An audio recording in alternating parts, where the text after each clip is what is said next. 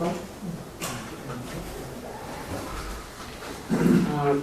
wanted to thank you for being here. I also wanted to say thanks to our confirmandi, TK and Patrick. They're actually outside just keeping their eyes open for others coming a little bit late. They made the desserts for us. And then I want to give a shout out to Word of Mouth Catering, who has been providing our appetizers for our events. So keep them in mind if you ever need a good caterer. They're wonderful. She's amazing, and basically her family just fills in as needed. So we wanted to have a religious freedom series, mainly because the USCCB, the U.S. Conference of Catholic Bishops, has been honoring the religious freedom fortnight, which starts with St. Thomas More and St. John Fisher's feast days, which is next week, June 22nd. The King of England, King Henry VIII, demanded that people swear an oath of allegiance to him as supreme head of the Church of England, and then Thomas More and John Fisher would not recognize that, nor they basically said God first, and they would not recognize his divorce and attempt to remarry. They refused this because their conscience and faith would not allow it. When More was on his way to the gallows, he is said to have stated, "I die the king's good servant, but God's first." So it seems sort of very remote that we'll ever be confronted with these kinds of challenges, and that we may be called to stand up for what we believe in our faith and our conscience. But we are seeing more and more things coming closer to home. There's things happening in the Middle East and that we hear about in the news, but we're also being confronted here in Europe and also in the United States. So we may be called to different types of martyrdom. And hopefully by listening to our speakers in this series, we'll have courage when we're ever, if and ever, we're ever called to stand up for what we believe in. Tonight's speaker is Jennifer Bryson. She is the founder of Let All Play, a sports and religious freedom advocacy project. She authored the 2019 report, Let All Play, Yes to Soccer, No to Politics, about the use of political symbols such as the LGBT rainbow on uniforms in international soccer. She wrote the current International Citizen Go petition to FIFA, which she'll tell us more about, against the use of political symbols in soccer. She worked previously at the Religious Freedom Institute of Washington, D.C. She has a BA from Stanford, an MA and a PhD from Yale, and she is currently studying international sports law. She loves sports, is an avid fan of women's soccer, and she is also an adult Catholic convert, so we might have her come here back for that reason. Anyway, please welcome Jennifer Bryson.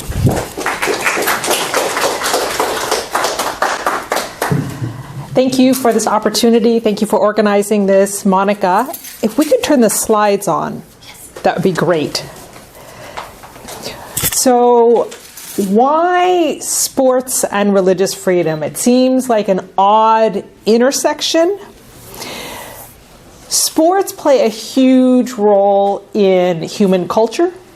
And so addressing these issues of religious freedom in sports is looking at the issues of religious freedom in a realm of human activity that involves a huge part of the planet.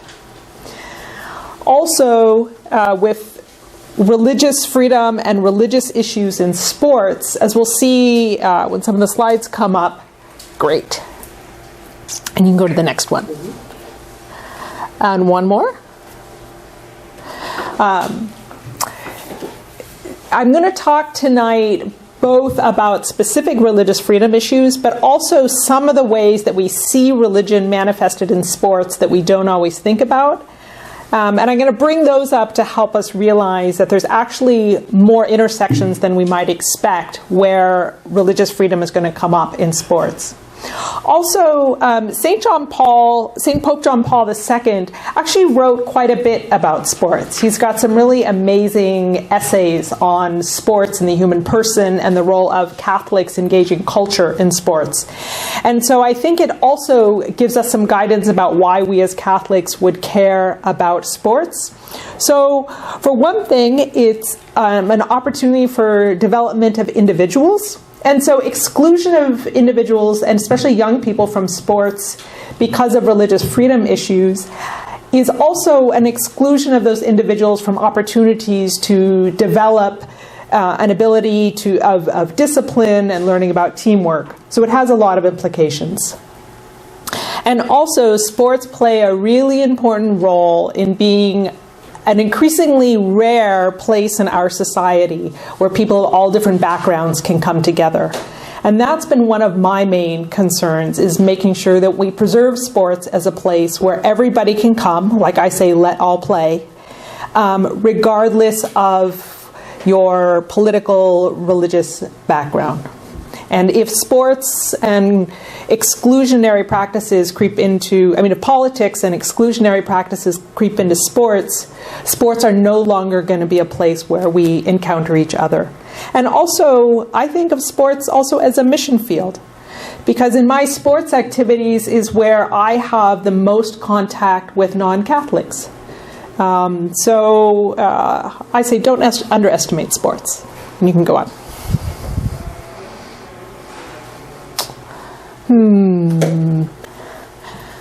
Maybe it's... Are there pictures on your screen? Let me go back to... No. Okay. Well, that's okay. At least on the next one there are. So I can just explain on the previous screen. So the previous screen has logos. And they're the logos that are mentioned in your quiz. And with mascots is one of the areas where we see, because people want their mascot to represent a really great power, there are a lot of sports mascots that call on some connection to the transcendent. For example, the public high school called Mormon Trail High School in Iowa, that is on the trail where the Mormons who were fleeing persecution went through on their way to Utah. They are the Saints is their mascot, and their logo is a little angel with a halo. There is a college that has the Magicians calling on some kind of higher power as their mascot. Yeshiva University, they are the Maccabees, calling on those who are from the biblical story of the Maccabees. The one on your quiz that was false was the Mighty Molochs, but there is a Canaan Valley, West Virginia. And then there is an ice hockey team that's named after the son of a Norse god of thunder. You can go on. Here's another example of an unexpected way. And if you cannot see the slides, by the way, is that okay? If I move down? Where religion comes into sports is sports are played all over the world, and people bring their culture, and people also bring their faith into their activity. So the official logo, you can go back, for the FIFA World Cup in 2018, and this is taken from the FIFA website, was inspired by the tradition of icon paintings from Russia. Go on. This is in the Basilica in Mexico after Spain won the 2010 World Cup. And there, they priests celebrated Mass when the head of the Spanish Soccer Federation told him, before the World Cup, I came here and I prayed, and I want to come back to this place where I pray to offer thanksgiving. So, go on. So the 4 topics I'm going to talk about are prayer, prophet, players, and physique. By physique, I mean the role of the body, but I was trying to get something started with a P. Next. So visual manifestations of prayer are often, well, before I get to those, let me explain the 2 catalysts that got me interested in this topic. In 2011, in the Olympic qualifiers in women's soccer, and women's soccer is a sport I follow closely, so a lot of my examples are from soccer, although the issues I'm talking about happen in a lot of sports. I saw that Iran's women's team they chose to withdraw from the competition because a referee in a match between Iran and Jordan told the Iranian team that they could not play wearing a hijab or religious head cover.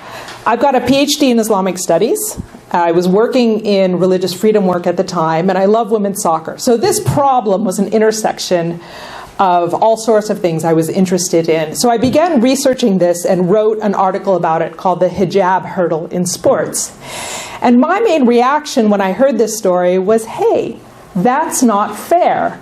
And I also thought, if sports are a place where religious people can't come, sports will be impoverished and will lose that shared civic space.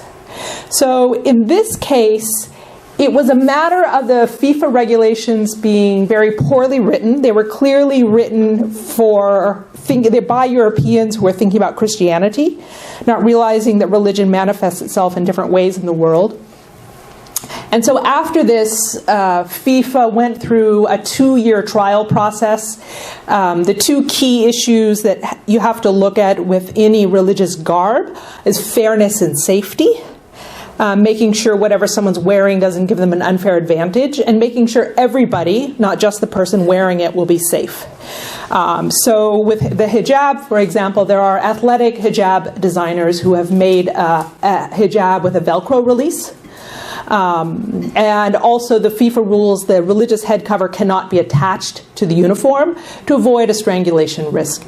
Those are problems that can be solved.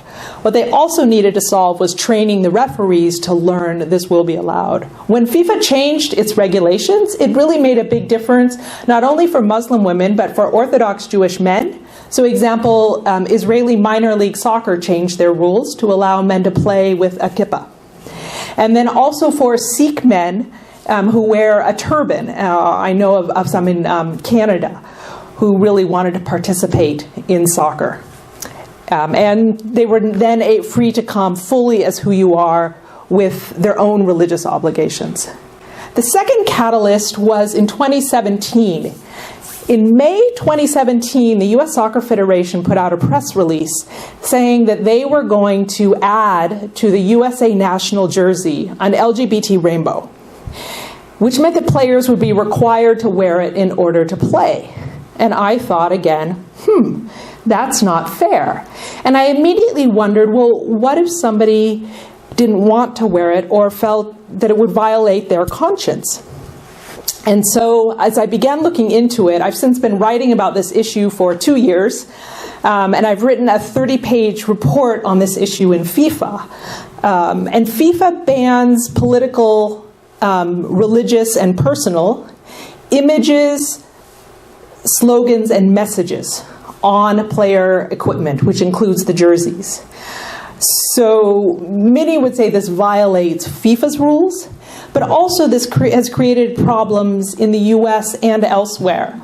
And I'm going to talk about those in some detail with players who are religious, who have declined to wear this jersey. So that's how I got into this odd topic. So next. And next. So we see a lot of visual manifestations of prayer on sports fields, and we see it from a lot of people from all sorts of different religious backgrounds. And Mo Salah, if any of you follow Premier League soccer, is huge, and he's a very religious man, and he prostrates himself in prayer after he scores, and he scores a lot because he's really good. So this is, and here's a player making the sign of the cross as he's coming onto the field. So this is a part of the lives of many players, but we're going to see it comes into some conflict. So it was Scotland on your quiz. The Scottish Parliament commissioned a report in 2003 to see if they could find a way to make it illegal for on the soccer field to make the sign of the cross in a, quote, provocative manner, unquote. Any of you who are lawyers are immediately going to ask, well, who decides what a provocative manner is? Next one.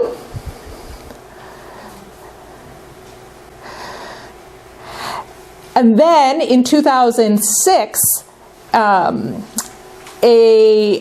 Polish player who was playing in Glasgow, where there's a traditional rivalry between a traditionally Protestant and traditionally Catholic team, when he made the sign of the cross, he was charged under a criminal code for inciting disorder. And in another case, an Israeli player, when he was playing in Austria, he scored a goal, and it was in a Champions League match. It was a really big deal. And he had a kippah inside of his sock that a fan had given him. And for him as a Jewish man to pray for God, he felt his head should be covered. And so he knelt down, reached into his sock, the video of it's great, and put this on and gave a prayer of thanksgiving to God. And the referee gave him a yellow card for unsportsmanlike conduct, which is a very vague accusation.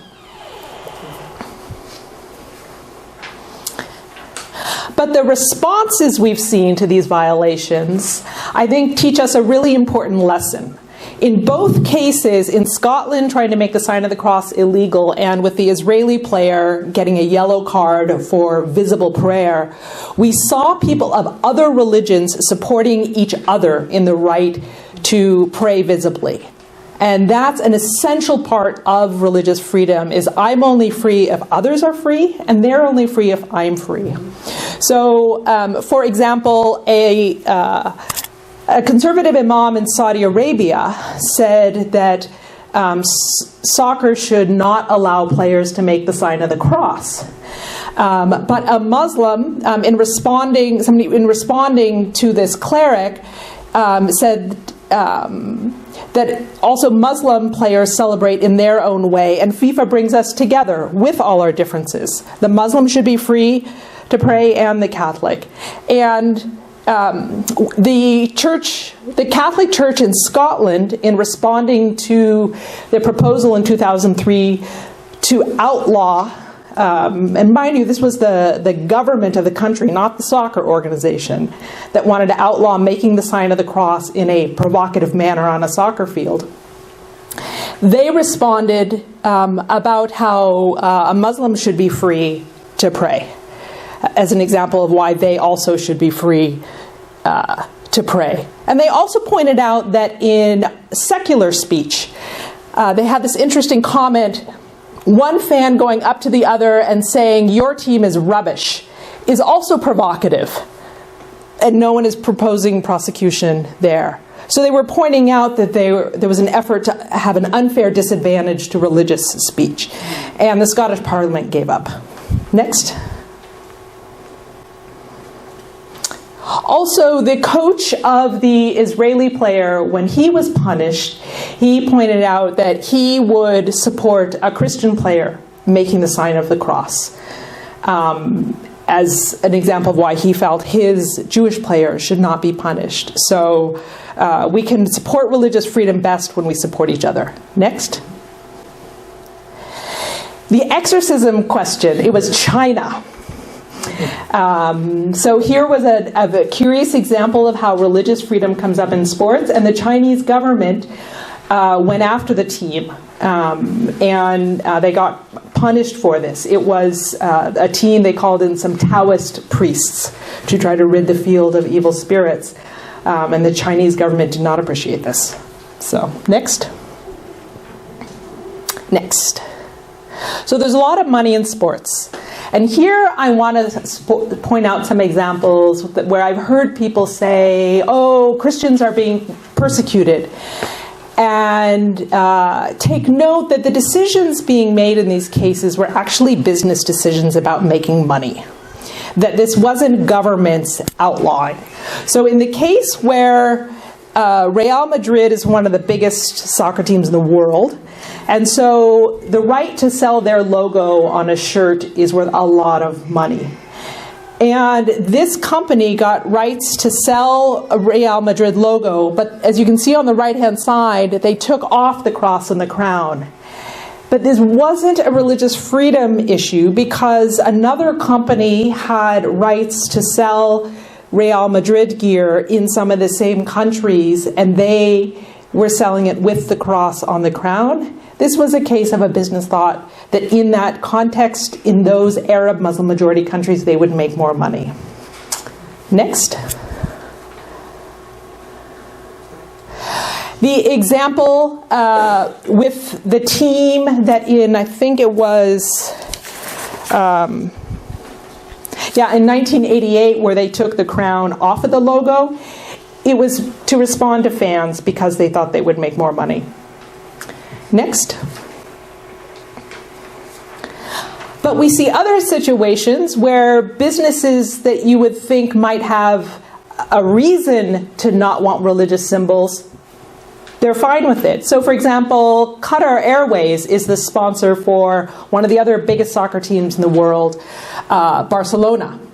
And FC Barcelona, the patron saint of Catalan is St. George. So the team in Barcelona has the cross of St. George on their logo, their team crest. And Qatar Airways sponsors the team. And here's even for Jewish men who might be huge fans, you can buy a kippah with the FC Barcelona crest on it, with its religious symbolism. Next. Yeah, so you can't see it here. I don't know why some of the pictures aren't coming up. That's okay. Here's another example where I want to point out that in some of the cases where we're seeing teams that used to have religious symbols taking them off, we're also seeing teams bring them back.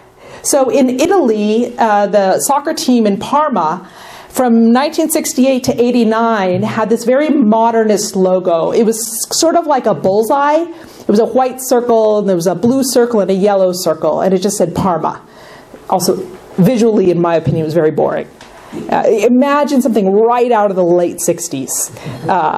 And so that was their team logo. Well, in 1989, they did a whole branding makeover, and they created a crest for the team that has a cross on it and very traditional imagery. And since 89, that has been the image that is on all the Parma uniforms.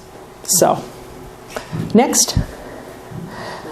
Yep, so now I want to look at the situations that some of the individual players face. So St. Pope John Paul II points out, sport protects the weak and excludes no one. And here we get to that really great thing about sports, of sport being for everyone. But is it today? Next. So religious freedom involves a freedom to say yes and a freedom to say no.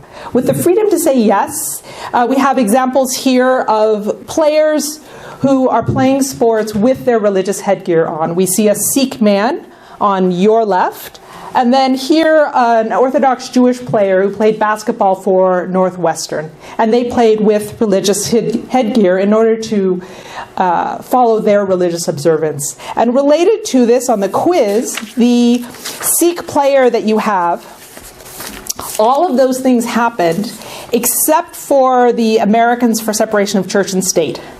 It actually is a true story that when this player wearing a turban in high school went to play, and a referee said to his coach, well, I don't think he can play with that thing on his head. I have to see it in writing. His coach was so mad that his coach went over to a dry erase board, wrote on it, he can play, and held it up to the ref and said, there you go, it's in writing. And eventually he was able to play. And yes, his jersey was hung in the Smithsonian Museum on an exhibit they had about American Sikhs. Next. But religious freedom also includes a freedom to say no. So in the World Cup in Russia last year, Budweiser sponsored an award called Man of the Match. As you can see, it looks sort of maybe like a large, I think it looks like it could be a large beer glass. It definitely says Budweiser on it. And in the game between Egypt and Uruguay, the goalie did an amazing job, and he won. The goalie from Egypt won the Man of the Match award. But he declined to go to the public event to accept the award because he was a devout Muslim, and his religion, they don't drink any alcohol. And so he was gracious. You know, he said, I appreciate the recognition, but I want to decline this award that's so associated with alcohol. And he had the freedom to say no. Next. Can you see the image? No. Okay. We'll go to the next one. So in this one, the image that is on that side, starting in 2017, we started to see efforts, at least those are the earliest major ones that I found in my research, efforts to place political symbols on uniforms. In this case, it was the LGBT rainbow. And so in 2017, there's a company called EA Sports that makes video games, and they make a very, very, very popular, makes a lot of money, video game for FIFA each year. So in the game that was called FIFA 2017, for the first time they offered an option to the video game players that they play, it's like playing soccer on a video screen, an option to make the uniform for their team LGBT rainbows. And Russia, that has laws against propagating what Russia considers sexual promiscuity to minors, members of parliament in Russia asked the communications minister of Russia to complain to FIFA because the game was being marketed to children. So we started to see some pushback, and this was when it was in the virtual video realm. And I know now the slide that was right before this, it shows a picture from 2014 of the Mets. And there was a Mets uniform that had camo, like for the US military. And this is, more and more teams are doing this on, they'll have like military appreciation night. And I have to say, I think it's problematic to be requiring players to wear military symbols on the uniform. Baseball somewhat, and much more so soccer in the United States. Major League Soccer and the National Women's Soccer League are both very international in who the players are. They're partially Americans, partially players from all over. And so to require players to wear an image for the U.S. military when some of the players aren't Americans, I love our military. I used to work for the Department of Defense. But I think that bringing it into sports, trying to use players, and then requiring all players to wear it, this makes me uncomfortable because there may be players who are uncomfortable. So even though the other examples I'm going to give you are of the LGBT rainbow, keep in mind there are other types of examples we're seeing with politics on the uniform. Next. So I mentioned earlier how I got really involved in this issue when the U.S. national soccer team in 2017 required the men and the women to wear the LGBT rainbow on the uniform in order to play. And the team did this again in 2018 for both the men and the women on the USA jersey in international games. And I'm waiting to see if they'll do it in 2019, although the men's team had a game last week and the jersey was just the USA jersey. So we'll see. But the women's team has 3 games this month during the Women's World Cup. But I'm hoping in the Women's World Cup that the rule enforcement will be stricter against other images. Next. Also, in 2018, Ireland required all the players on their men's team to wear an LGBT rainbow in order to play soccer on the team. And what was interesting is when the Football Association from the Republic of Ireland tweeted about this, is they said that they were supporting LGBT rights. And I think this is interesting because rights are accorded, well, we believe they originally come from God, but this involves legal structures under under governments. So I see this as an indication that they're talking about a political issue here. This is different than a symbol just commemorating an event. They're advocating for policy, they're advocating for change. And so I think this is a problem. The other team I've seen in the world that has done this has been England. On their women's team, they had all of the players in an international match wear LGBT rainbow shoelaces, or they couldn't play. And I think that's a problem. Next. So we've seen some examples now of players who, at very high levels in soccer, have refused to wear the LGBT rainbow for reasons of conscience. One was a Protestant evangelical Christian, Jaylene Hinkle, who in 2017 was called up to the national team in June, which is a huge honor. And in women's soccer, there aren't that many opportunities. So to turn down an opportunity was a really big deal. And a year later, in an interview at a Christian TV station, she explained that she made this decision because of her Christian faith. Well, after she did that interview and said that the reason she did this was explicitly because of her Christian faith, it just so happened that her next soccer game in the professional league she plays for was in Portland, Oregon. And that's this picture here on the left. Jaylene Hinkle said, originally in 2017, she just bowed out of playing and said she did this for personal reasons, which is why they're mocking that here with the word personal reason written in LGBT rainbow, because she later was explicit it was because of her faith. At this Portland game in 2018, when Jaylene Hinkle's name was announced in the starting lineup, the fans booed. And then each time she touched the ball, the fans had an organized booing campaign to harass her. And FIFA and the U.S. Soccer Federation took no action against the team to punish them for this. Also, there was a Catholic player in Europe from Croatia who plays in Germany in the Bundesliga, very, very high-level soccer. And one of the teams there in 2017 decided for the whole year that they would have their captain's armband be LGBT rainbow. And when he was picked to be the captain for a game, he declined. And he said in an interview it was because of his Catholic faith. He felt he shouldn't be wearing this. He has since been harassed and mocked. So this issue of requiring players to wear a symbol on their body that some players disagree with for very deep reasons is a problem. Next. So now I'm going to close with a brief comment about the body. Pope Benedict, in a speech to the Austrian national ski team, said, "Sports must be rooted in a holistic view of the human person." This was in 2007. What I find interesting as a window into our times was with his comment about this in 2007, he was telling, because there's a longer context to this quote, he was telling the ski team, you put so much effort into focusing on your bodies, hey, you also need to consider the spiritual side. But today, we're seeing an odd sort of reversal.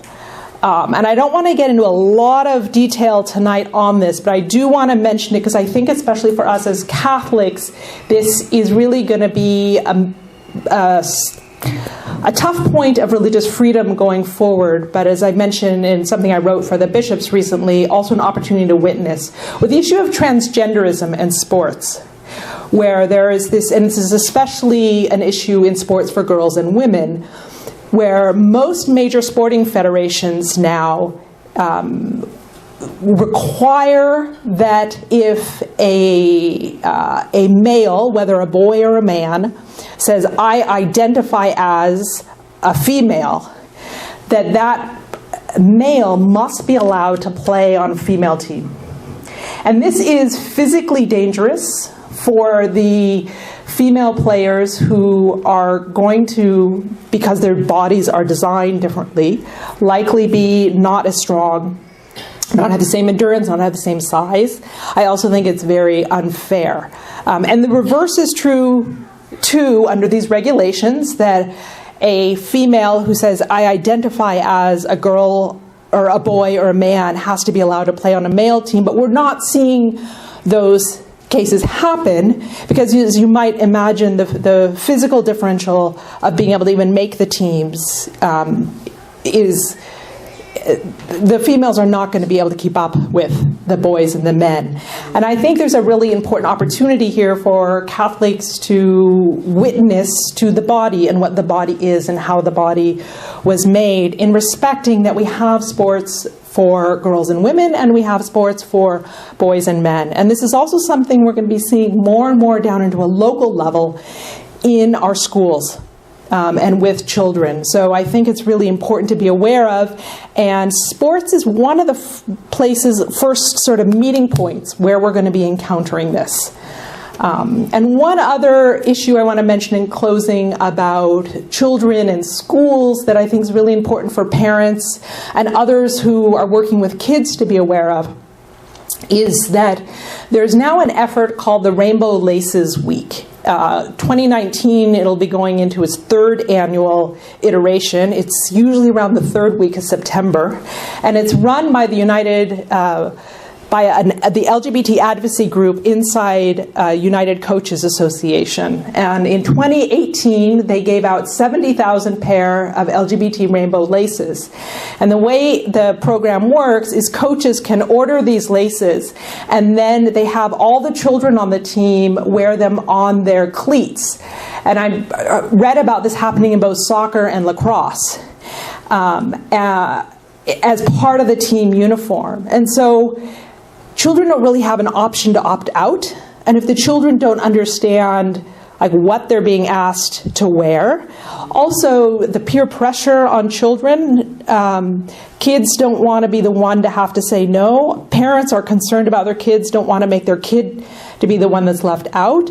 But I think this is a form of what we'd call coerced speech or coerced affirmation.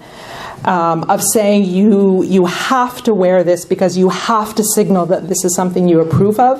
So be aware this is coming into local schools. So you can go to questions, and I welcome your questions. And don't be shy. I asked you a lot of questions in that quiz. You now get to quiz me.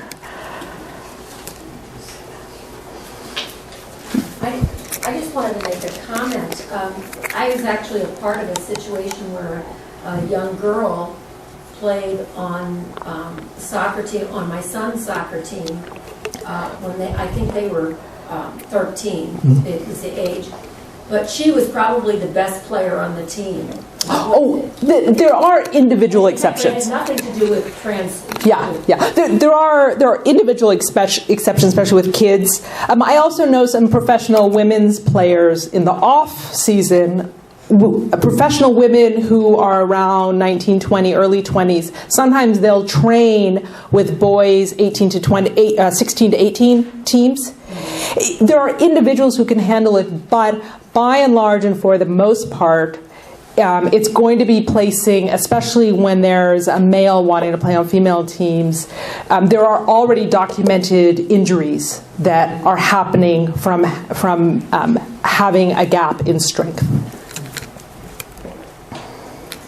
In the area of bodybuilding, was there some kind of decision made that's different? I don't know. I thought I heard something about that. So in a sport called powerlifting, so I don't know a lot about weightlifting, but I've gotten to know a woman who was very involved in powerlifting, which is a specific sort of subset of this. And the U.S. Powerlifting Association was one of the few sporting associations that was still at the higher levels saying that having separate male and female categories. And so there was a woman in Minnesota who started an organization called Save Women's Sports. It's at savewomensports.org. And her experience, she had not been involved in sports as a kid, but in her 30s she started training, which is really hard to do. And she was committed for several years really intensely at a trainer, and she got to the point where she was eligible to compete regionally, signed up for her first competition. You know, it was exciting, it was intimidating.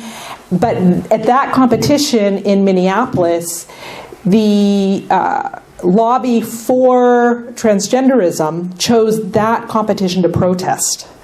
And so I guess the lifters go to the bar, and then they have a certain number of seconds where they can either do their lift or time out. And the protesters were taking those spots, but using their 60 seconds to shout and holler and protest and create a really difficult environment for the competitors. And so she has really gotten involved in trying to organize women and others who support this, and this includes men who are allies. We're seeing some great voices now from dads who have daughters to be a voice for allowing sports to still have separate female and male sports. In a similar vein, I'm big into CrossFit, and for a long time they held out as well. The way the workouts work are men have a certain weight they have to lift for a certain number of reps, and same for women. It's scaled at a comparable weight based off of genetics and biology. So the founder is a staunch atheist, but he's a big believer in science. He says biology says men can hit this capacity, women will hit this capacity, and to ensure fairness in a competition, you must be whatever matches your DNA and your biology. But randomly last summer, he changed his stance out of nowhere and just said, whatever you identify as, you can compete in.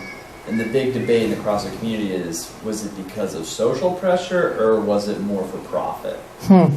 That's the big debate back and forth, is why he randomly changed his mind overnight. Interesting. And I'll mention one other thing I've been doing on to this question of placing political images on uniforms. I've actually started an international campaign to FIFA that's specifically against political symbols on uniforms, political symbols of any sort, because I think it's bad for soccer and it makes soccer unwelcoming, and it's unfair to players who disagree with those. So if you're interested in learning more about that, that is at citizengo.org. And at Citizen Go, you just have to go up to the menu to go to English US.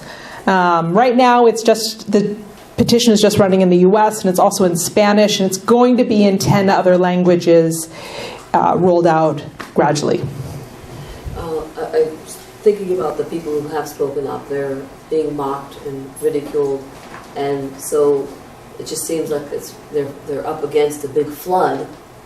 And how will this change? Is it just education, getting the word out, or are there other ways that we can be involved in? So, I mean, that's a great question. So one of the ways I got involved was when I saw this situation in 2017 and 2018 with our, USA national team requiring all players on the USA jersey representing the country that they must wear an LGBT rainbow during the month of June or they can't play. I also began to realize that the pressure on the soccer players to conform is brutal. And some of these soccer players who play on our national team are very young. I mean, some of them are 19, 20, early 20s. And also, they are pursuing their life dream. And they're not lawyers. Sometimes they don't know what to do. And so that's where I realized is I'm just a fan. I just enjoy soccer. I thought, well, I can do something about this that they can't. I don't have my soccer career to lose. So that's why I got involved in researching this, and I've written this international report about how the political symbol violates the rules. So being a voice for players who feel intimidated is important. Also encouraging players, coaches, fans to understand these issues and realize the importance of speaking up. And at the beginning, you, Monica, talked about these examples we see of martyrdom where people got killed. And these issues of social pressure in sports are at a much, smaller, less damaging level. But I see them as like a canary in the coal mine for our culture. That if we don't hold the line on protection of conscience in day-to-day life matters like soccer, then pressure to conform on issues over which there's very deep disagreement are going to keep pushing further and further and further. So I think it's one reason that starting to think about these issues in something as mundane as sports matters. it seems like this would be a great way to have a conversation. Because in sports, you can probably all see that side and agree to that, even if you feel strongly about one issue or another. Yeah, and that's why my international report that I wrote on this, I call it Let All Play, Yes to Soccer, No to Politics. And one bit of advice I have for parents or other adults on their local teams where this comes up is to try to shift the conversation to being in favor of the sport. You know, my point is I say yes to soccer, and bringing in these political divisions is bad for the sport. Rather than having a fight about the issue of the division, because our disagreements are very deep and may go on for a long time. We might not be able to solve that. But I think that even with our disagreements, we can agree we like baseball, we like hockey. By the way, in ice hockey, we're seeing this. There's a company called PrideTape.com, and the tape that players put on their stick, there's now LGBT rainbow pride tape. So there the pressure isn't necessarily to wear the rainbow on the uniform, although we're seeing a little of that. It's there are some efforts to say to teams, okay, everybody has to have the LGBT rainbow on their stick, or you can't play. But that's still part of their uniform, or is it? Well, it's part of their equipment. Yeah, and it is a form of pressure that I think is unfair and I think is bad for the sport. Have there been legal challenges, or has it risen to that level? Not that I've seen yet. And this is where one of the things is difficult, where players don't know what to do when this comes up, is if a player is asked to wear, let's say, an LGBT rainbow, and they say, because of my religion that violates my conscience, if they would put it in writing to the team and ask for a religious accommodation, then there are reasons why a civil rights case, for example, potentially could be made. But if a player, the players are part. Here's the other thing with sports, is the team environment of team sports. Somebody who's really become part of a team doesn't want to make waves, which is a good instinct.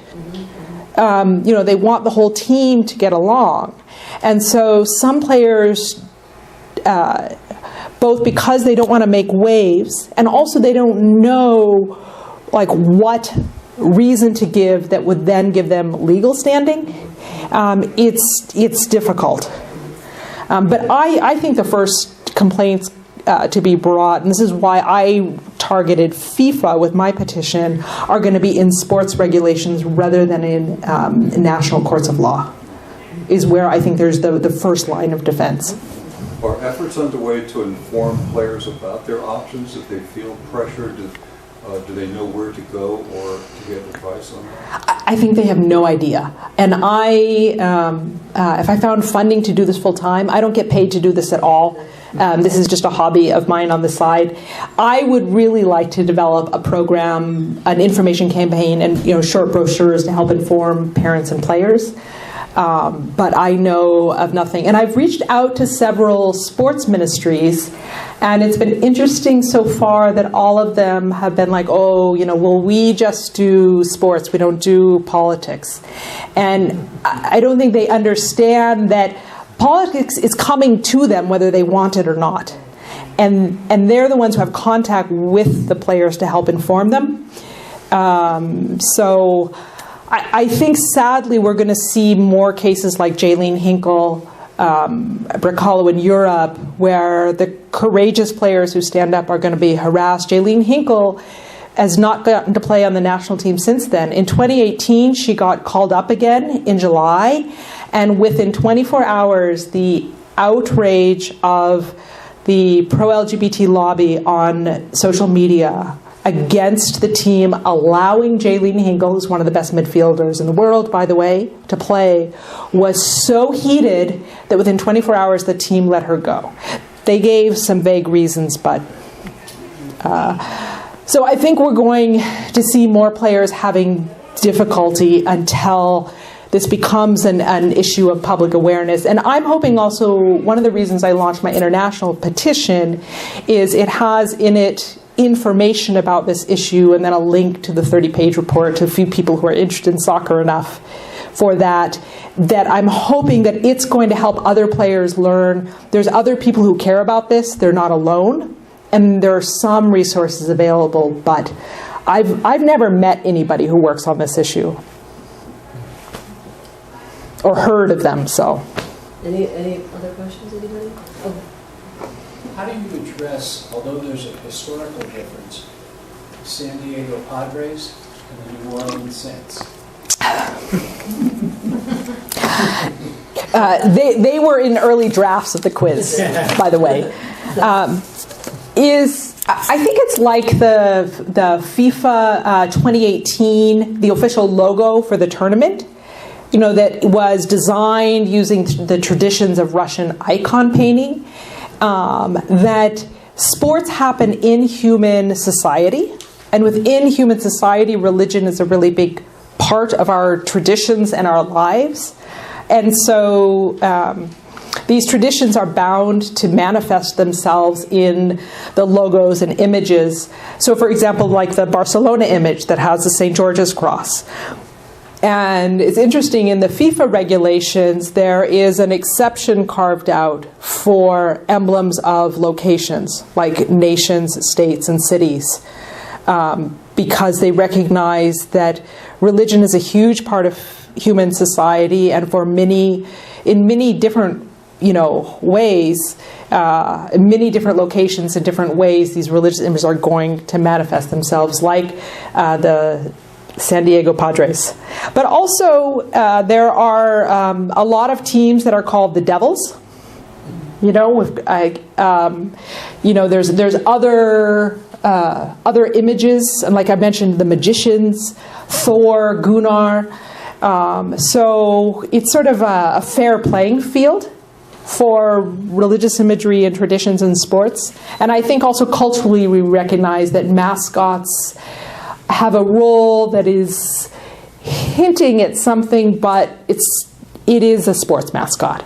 It's not like actually the thing itself. So it's a little ambiguous, but sports happen in human society, and where there are humans, you're going to have religion and all these very deep differences.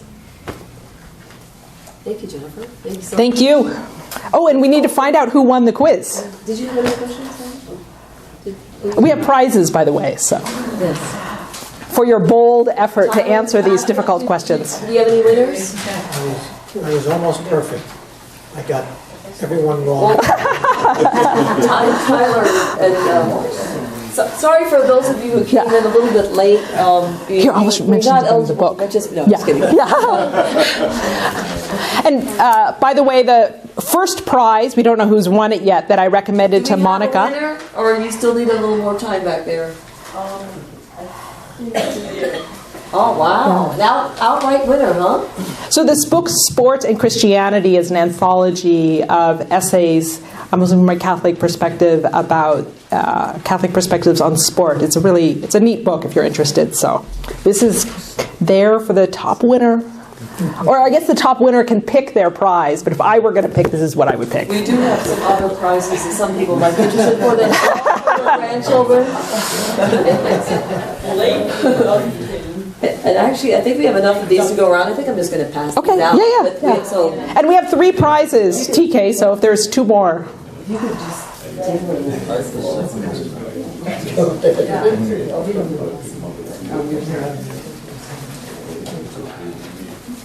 Thank you so much. We don't want to be afraid of saying, "In God we trust."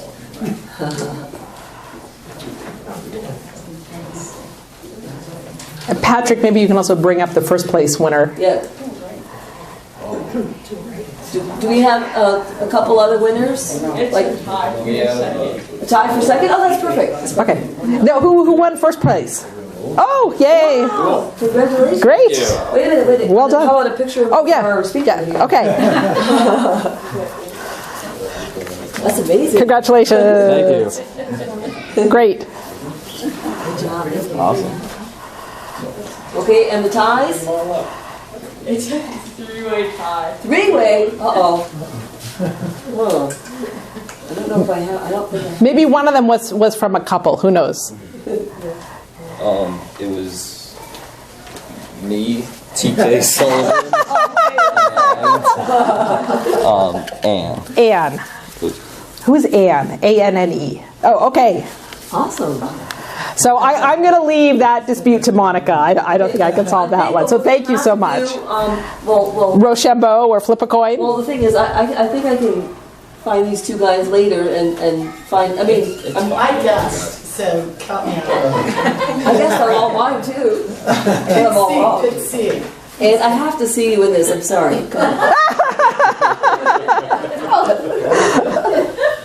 You don't want to. Yes. So. Okay, there's Patrick and TK, come on. Yeah. We've got to see somebody actually wear this. These were Monica's idea. The book was my idea. My idea, sorry. I think it's great. Liberty. You can see. I don't know how they're supposed to go on. There you go. Yeah, no. I think the way you have. Oh, yeah. For our courageous. Yeah. Thank you, guys.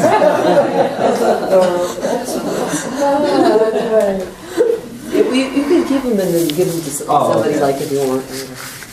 Thank you so much. And we're not even going to tell what your scores were for third place. Don't worry, it wasn't very high. Yeah. Jennifer, Okay. thank you so much. Great. Thank you. Thanks. Yeah. Actually, I do have something. Okay. Just wanted to explain. It's kind of neat. You have to have it blessed. Okay. But this is an image of. She's showing a lot of courage in addressing this issue that is not an easy issue to address and to take on and to share with other audiences. Anyway, this is a St. Thomas More as an image with him, and so I just want to Thank you. Great. Neat. Thank you. Yeah, thank you.